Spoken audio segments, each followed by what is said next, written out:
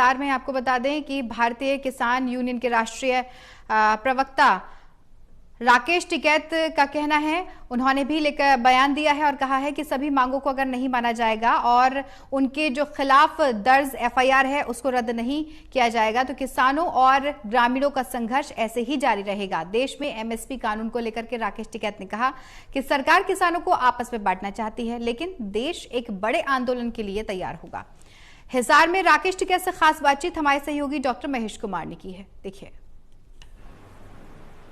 भारतीय किसान यूनियन के राष्ट्रीय प्रवक्ता राकेश टिकैत इस वक्त हमारे साथ बने हुए हैं। टिकैत साहब, खेदड़ के अंदर 86 दिनों से किसानों का धरना चल रहा था। एक टकराव की घटना भी सामने आई जिसमें पुलिस और किसानों के टकराव में एक किसान की जान चली गई। उसके बाद से लगातार वहां पर संघर्ष जारी है। महापंचायत का आयोजन किया गया खेदड़ में और कहा जा रहा है कि आर पार की स्थिति यहाँ पर पैदा हो चुकी है।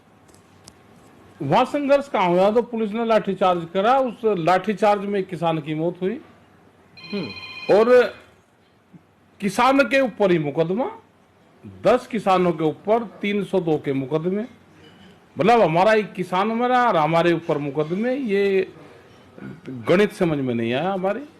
वहाँ पे पंचायत हुई है, डेड बॉडी भी उसकी वहीं रखी हुई है और जब तक इंसाफ नहीं मिलेगा, जब तक ना उसका दाह संस्कार होगा, मुकदमे वापसी होंगे और जो किसानों के इशू पिछले 85-86 दिन से वहां पर धरने पे हैं उसमें समझौता नहीं होगा, किसान वहां से हटेंगे नहीं। 10 किसानों को नामजद किया गया है धारा 302 के तहत। इसके अलावा आपराधिक साजिश रचने का मामला भी है, गैर इरादतन हत्या का मामला भी उसमें दर्ज किया गया है। तो साफ तौर से ये बात कही जा सकती है कि 800 से ज्यादा अन्य किसानों के खिलाफ भी एफआईआर दर्ज की गई। कह सकते हैं कानूनी शिकंजे में अब किसान आ चुके हैं। ये कोई शिकंजे में किसान नहीं आएगा। कलम भी उन्हीं की है और वो रजिस्टर भी उन्हीं का ही है, उसमें कुछ ही धारा ही लगा लो। मतलब ऐसे ही कैसे धारा लगा देंगे? 13 महीने हमने दिल्ली में आंदोलन चला, कोई हिंसक वहां पर घटनाएं नहीं हुई। यहाँ पे पुलिस ने लाठीचार्ज करा, उसमें किसान की डेथ हुई और मुकदमे इनके ऊपर, मतलब लाठीचार्ज वे करेंगे और मुकदमे इनके ऊपर होगा। ये कैसे होगा? पूर्ण रूप से सरकार इस तरह का षड्यंत्र रच रही है कि किसानों को मुकदमों में फंसा जाए। जैसे दूसरी पॉलिटिकल पार्टियों के साथ में कर रहे, ऐसे ही किसान संगठनों के साथ में ये बर्ताव कर रहे हैं। वो कतई बर्दाश्त नहीं होगा और पूरे किसान यहाँ पर आएगा, पंचायत करेगा। ये 1 दिन चलो, 10 दिन चलो, ये 3 महीने चलो, जब तक इंसाफ नहीं मिलेगा किसान वापसी हटेगा नहीं यहाँ से। पुलिस तो 2 की बात कर रही है कि जो किसान की मौत हुई है वो ट्रैक्टर के नीचे आने की वजह से हुई है। जिम्मेदार अगर कोई है तो खुद किसान नहीं हुई। जिस किसान को बता रहे हैं वो किसान तो जिंदा है, उसका तो चोट है ही नहीं। जिस किसान को बता रहे, इसके गवाह भी हैं। पुलिस ने लाठी चार्ज करी है। एक दूसरा बुजुर्ग आदमी था, उसको जब मैंने करा कि इसको मत मारना तो उन्होंने उसको छोड़ना और ये पुलिस की लाठी से घायल हुआ, सिर में चोट लगी। हमने कहा कि इसका रीमेडिक वो करवाओ, इसका पीएम, और ये दिल्ली में एम्स में होना चाहिए और हम अपने भी डॉक्टर देंगे। जैसे लखीमपुर खीरी में अपने डॉक्टर दिए थे प्राइवेट, ऐसे ही हम अपने प्राइवेट डॉक्टर भी देंगे और इसका दोबारा मेडिकल इसका होना चाहिए। इसके अलावा बालसमंद में भी पिछले 2 सालों के खराब फसलों के मुआवजे को लेकर किसान चौकी पर कब्जा किए हुए हैं। तहसील कार्यालय आदमपुर में किसानों ने कब्जा कर रखा है। तहसीलदार की कुर्सी किसानों के कब्जे में। हम जा रहे हैं वहां पे और वहां पे देखेंगे, आज जाकर उन किसानों से बातचीत करेंगे, जाएंगे वहां पे बात करेंगे। प्रशासन को बात करनी चाहिए, मुआवजा क्यों नहीं मिल रहा? 2-2 साल से मुआवजे रुकते हैं क्या? जब उनका पीएम कट रहा है तो कौन सी कंपनी जो मुआवजा देगी उसको बताओ कहां से? सरकार की जिम्मेदारी है मुआवजा देने की, किसी कंपनी से मुआवजा दिलवाने की। किसानों की फसल सबसे ज्यादा बर्बाद हो रही है और मुआवजा नहीं मिलेगा तो आंदोलन तो किसान करेगा। हिसार के खेदड़ में किसानों का संघर्ष, ग्रामीणों का संघर्ष, इसके अलावा बालसमंद में किसानों का संघर्ष, आदमपुर में किसानों का संघर्ष मुआवजे को लेकर लगातार आगे बढ़ता नजर आ रहा है। क्या केंद्रीयकृत करने की योजना है पूरे जिले को? नहीं, ऐसा नहीं है। ये दिक्कत हो रही है सब जगह और ये मीटिंगें होंगी सब जगह और आज जो मीटिंग होगी उसमें तय करेंगे कि एक जगह करेंगे या अलग अलग जगह करेंगे। वो पूरी कमेटी तय करेगी।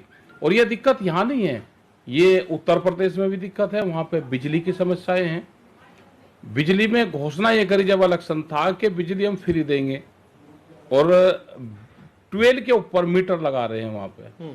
तो ये समस्याएं सारी जगह आनी है। किसानों को आंदोलन तो होना पड़ेगा और एक बड़े आंदोलन की देश में फिर जरूरत है। एमएसपी का जिक्र किया गया था, समझौते के वक्त कहा गया था कि एमएसपी पर कानून सरकार लेकर आएगी, एक कमेटी का गठन वो करेंगे। इसके अलावा लखीमपुर खीरी का मामला भी अब तक जो है किसानों की तरफ से कहा जा रहा है कि सुलझा नहीं पाए। तो क्या ये मान लिया जाए कि जमींदोज वो सारे मुद्दे हो चुके हैं और किसानों को अब आपस में बांटने की तैयारी? बिल्कुल, बांटने की तैयारी आपस में चल रही है किसानों को। और लखीमपुर खीरी वाली घटना पर हम 3 दिन अगले महीने वहां पर रहेंगे। 18, 19 और 20 अगस्त को लखीमपुर में 3 दिन रहेंगे हम। 72-75 घंटे वहीं रहेंगे।